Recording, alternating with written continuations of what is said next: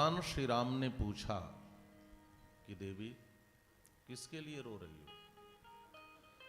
यदि शरीर के लिए रो रही हो तो क्षितिजल पावक गगन समीरा, ये पंच तत्वों से बना हुआ शरीर तुम्हारे पास है। प्रगट सुतन ते ही आगे सोवा, तुम्हारे पास है। और यदि आत्मा के लिए रो रही हो तो जीव नित्य के ही लगी तुम रोवा। आत्मा न किसी का पति है, न किसी की पत्नी है, न भाई है, न बंधु है। कौन है? का यह परमात्मा का अंश है। आत्मा कौन है? आत्मा का परिचय क्या है? इसके लिए भी मानसकार कहते हैं कि आत्मा ईश्वरांश है। ईश्वर अंश जीव अविनाशी, ईश्वर अंश जीव अविनाशी, ईश्वर अंश जीव अविनाशी, ईश्वर अंश जीव अविनाशी, चेतन अमला सहज सुख राशि, चेतन अमला सहज सुख राशि। ईश्वर अंश जीव अविनाशी, चेतन अमल सहज सुख राशि। आत्मा जो है यह ईश्वर का अंश है और जो अंश जिसका होता है उसकी यात्रा उसी की ओर होती है। ये भी आप समझ लें। अच्छा, हम ईश्वर के अंश हैं, इसका प्रमाण क्या है? कोई पूछे कि हम कैसे प्रमाणित करेंगे कि हम ईश्वर के अंश हैं, तो कहा पहले विचार करो ईश्वर का स्वरूप क्या है। ईश्वर का स्वरूप है, आप लोग भागवत के महात्म्य में सुनते होंगे, सच्चिदानंद रूपाय। वह सत स्वरूप है, वह चिद स्वरूप है और वह आनंद स्वरूप है।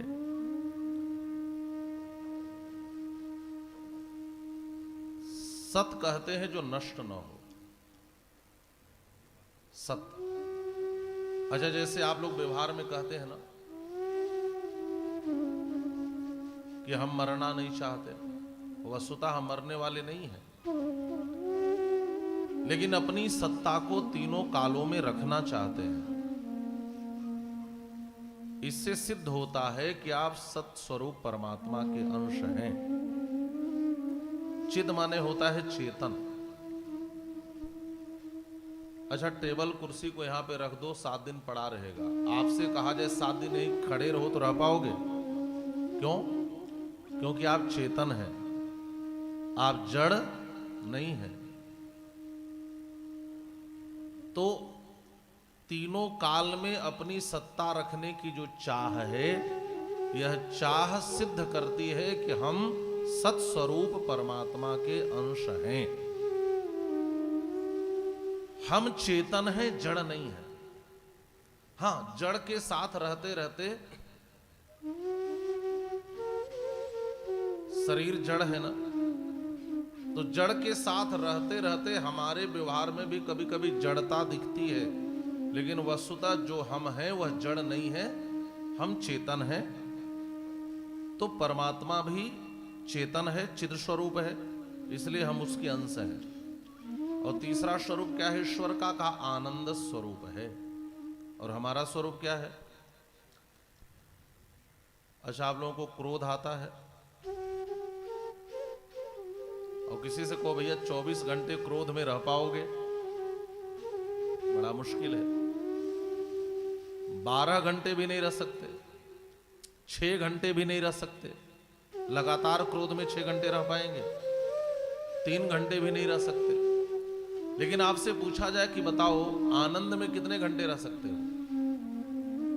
आप कहेंगे हम तो जीवन भर रह लेंगे। आप काम में भी 24 घंटे नहीं रह सकते, आप क्रोध में नहीं रह सकते, आप लोभ मोह मात्सर्य ईर्ष्या द्वेष किसी से जलन करते हुए भी नहीं रह सकते। क्यों? क्योंकि यह बाहरी आवेश है। देखो, पानी का निज धर्म है शीतल रहना, वह तभी तक गर्म रहता है जब तक आग के ऊपर रखो, और उतार दो तो ठंडा हो जाएगा। अच्छा, पानी में जो उसका निज निज धर्म है वह है शीतल होना। अब कितना भी गर्म पानी हो, खौलता जल हो, लेकिन आग पे डाल दो तो आग को बुझा ही देगा। वह अपना निज स्वभाव छोड़ नहीं सकता, निज प्रकृति निज धर्म नहीं छोड़ सकता जल। वैसे ही हमारा जो निज स्वरूप है वह आनंद का स्वरूप है। तो इससे सिद्ध होता है कि हम आनंद घन परमात्मा के अंश हैं, और हर अंश अपने अंशी की ओर ही जाता है। जैसे हम इस टॉवेल को छोड़ेंगे तो नीचे की ओर जाएगा। क्यों? क्योंकि यह पृथ्वी का अंश है। आप मोमबत्ती जलाओ तो उसकी लौ ऊपर की ओर जाएगी, सूर्य की ओर जाएगी, क्योंकि वह उसका अंश है। अब आप चाहे मोमबत्ती को टेढ़ा करो, तिरछा करो, उल्टा करके पकड़ लो तो भी लौ ऊपर की ओर ही जाएगी। उसकी ग्रेविटी जिधर होगी, उसका गुरुत्व जिधर होगा, उधर उसका आकर्षण होगा। इसी को ग्रेविटी या गुरुत्वाकर्षण बल कहते हैं। जो जिसका अंश होता है उसका खिंचाव अपने अंशी के प्रति होता है। और यदि हम ईश्वर के अंश हैं तो हमारा खिंचाव किधर है? ईश्वर की ओर है। और हर आत्मा की यात्रा अपने अंशी परमात्मा के प्रति ही होती है। हम कौन हैं? ईश्वर के अंश है। और शरीर किसका अंश है? इन 5 तत्वों का, पृथ्वी, जल, तेज, वायु और आकाश। ये जो मांस आदि के लोथड़े हैं सब पृथ्वी का अंश है। यह जो लार है, राल है हमारे भीतर, सब जल का अंश है। हम जो श्वास लेते हैं यह वायु का अंश है। भीतर जो खाली स्थान है यह आकाश का अंश है।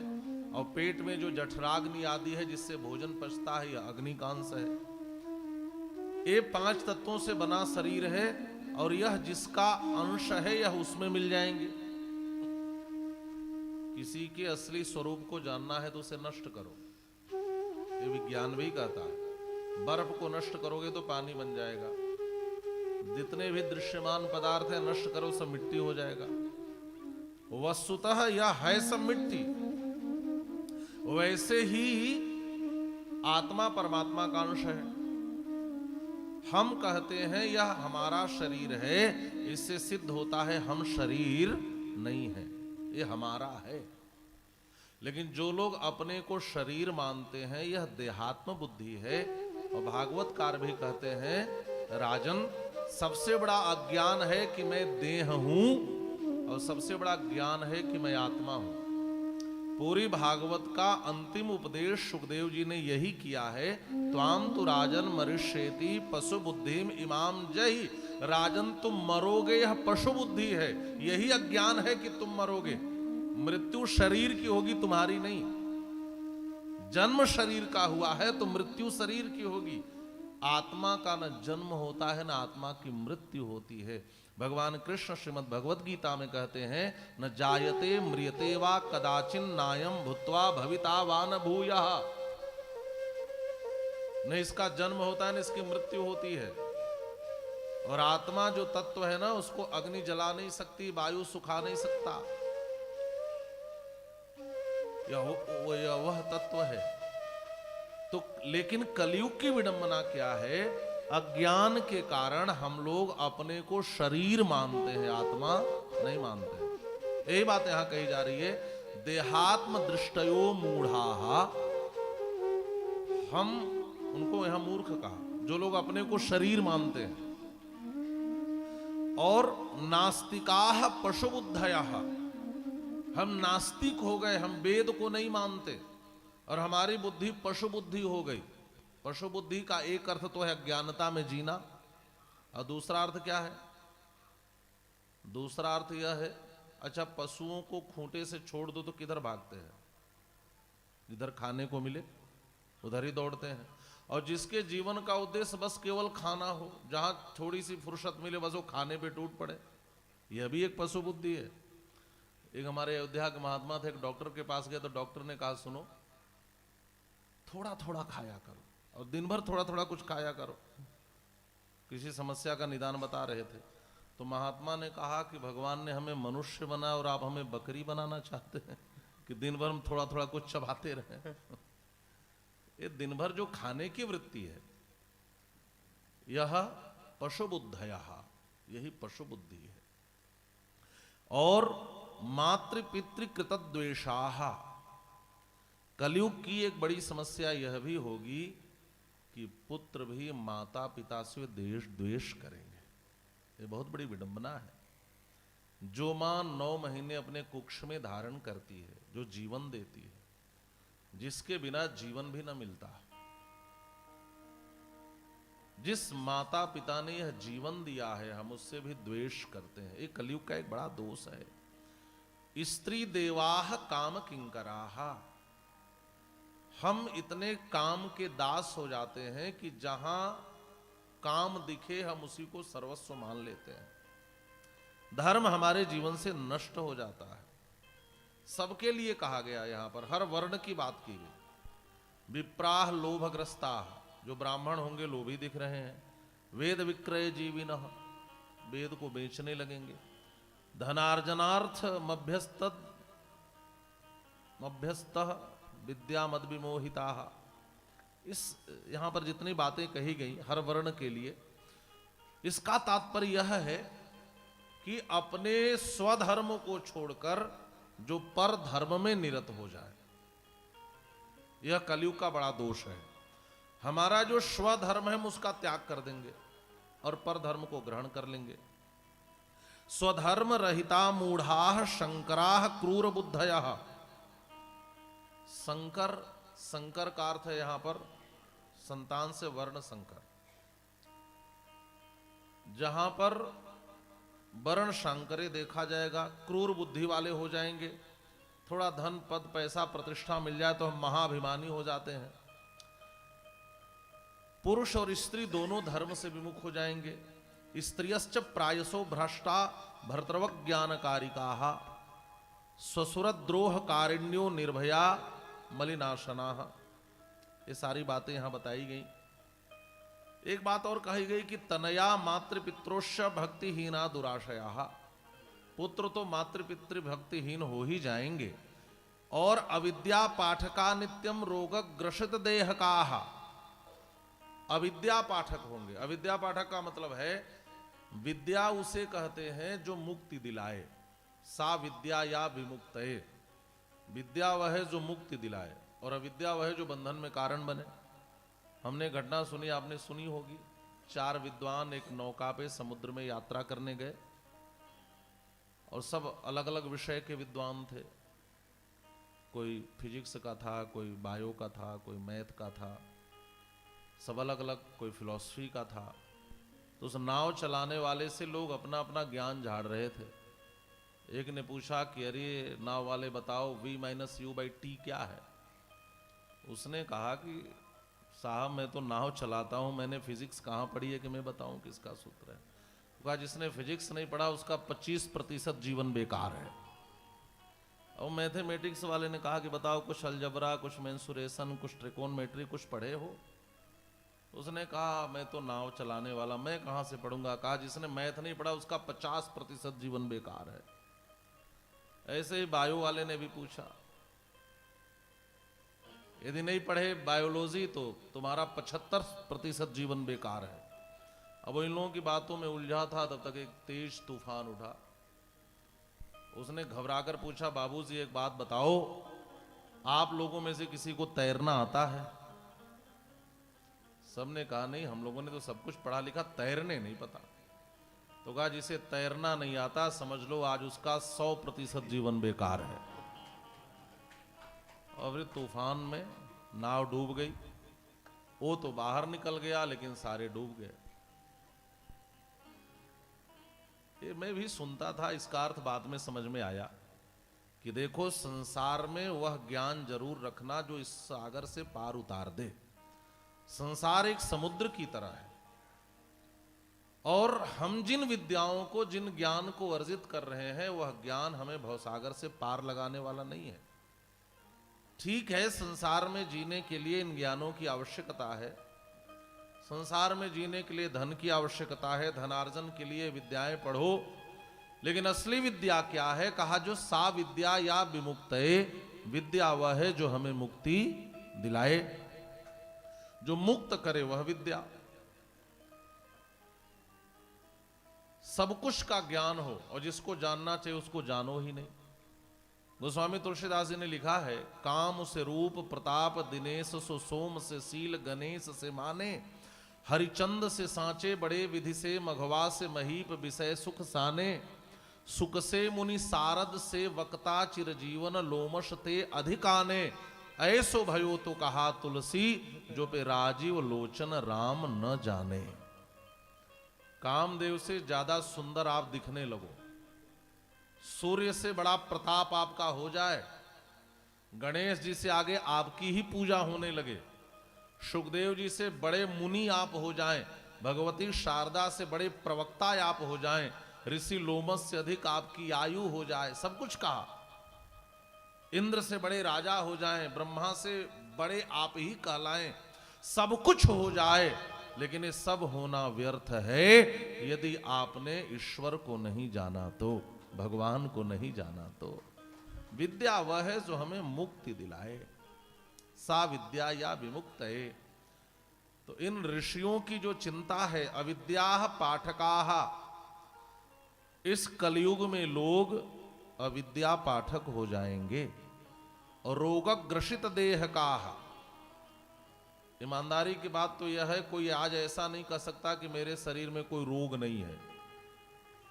खान पान और जीवन शैली कलयुग में ऐसी हो जाएगी कि कोई न कोई हर किसी रोग से ग्रस्त हो जाएगा। एक बात और है, लोग अस्वस्थ होंगे, स्वस्थ नहीं होंगे। अब अस्वस्थ कौन है और स्वस्थ कौन है? स्वस्थ होने का मतलब केवल निरोग होने से नहीं है, थोड़ी और गंभीरता से विचार करें। स्वस्थ शब्द का अर्थ होता है स्व माने स्वयं, अस्थ माने जो स्वयं में स्थित हो, जो स्वयं को जाने वह स्वस्थ, और जो स्व में स्थित न हो वह अस्वस्थ। तो हम स्व में कैसे स्थित हो, हम स्वयं को कैसे जाने? और हर वह व्यक्ति अस्वस्थ है जो स्व को नहीं जानता, जो अपने आप को नहीं जानता। दुनिया को तो आपने खूब जाना, लेकिन स्वयं को जाना है क्या?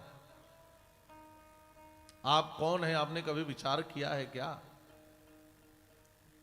अभी तक तो अपने को शरीर ही मानते हो, लेकिन सच्ची बात यह है कि आप शरीर नहीं हो, शरीर आपका है, आप आत्मा हो। तो आपने कभी विचार किया कि आत्मा कहां से आई, कौन है, कहां जाना चाहिए? हम स्वस्थ तभी हो सकते हैं जब हम स्व को जानेंगे। स्वामी रामकृष्ण के दरवाजे पर एक दिन एक दस्तक हुई, भीतर से उन्होंने पूछा कौन है? बाहर से आवाज, यही तो जानने आया हूं कि कौन हूं। यदि मैं जानता कौन हूं तो आपके द्वार पर क्यों आता? दरवाजा खोला और कोई नहीं, नरेंद्र नाथ थे, जो आगे चलकर स्वामी विवेकानंद के नाम से प्रसिद्ध हुए। भगवान नारायण के नाभि कमल से जब ब्रह्मा जी उत्पन्न हुए और उन्होंने तप किया, भगवान नारायण प्रकट हो गए। नारायण ने सखा संबोधित किया। ब्रह्मा जी ने कहा प्रभु इतना बड़ा बना दोगे, कहीं अभिमान हो गया तो भागवत में भगवान नारायण कहते हैं अभिमान उसे होता है जिसे ज्ञान नहीं होता। ब्रह्मा जी एक ज्ञान दे रहा हूं, यद विज्ञान समन्वितम। ज्ञान क्या है? कई चीजों पर विचार करो। यावानहम यथाभावम यद्रूप गुण कर्म कहा, मेरी सत्ता क्या है? यावानहम, मैं कौन हूं, इस पर विचार करो। हु एम आई, मैं कौन हूं, मैं कहां से आया हूं, मेरा असली रूप क्या है, मेरा असली गुण क्या है, मेरा असली कर्म क्या है। इसके लिए यह जीवन मिला है, और प्राप्त इस जीवन को खो दोगे तो फिर पुनरपि जननम पुनरपि मरणम पुनरपि जननी जठरे शयनम। इसलिए भज गोविंदम गोविंदम भज मूढ़मते। हम इसी में खोकर अपने संपूर्ण जीवन को विनष्ट कर देंगे। ये सब कलयुग के दोष हैं। महाराज इन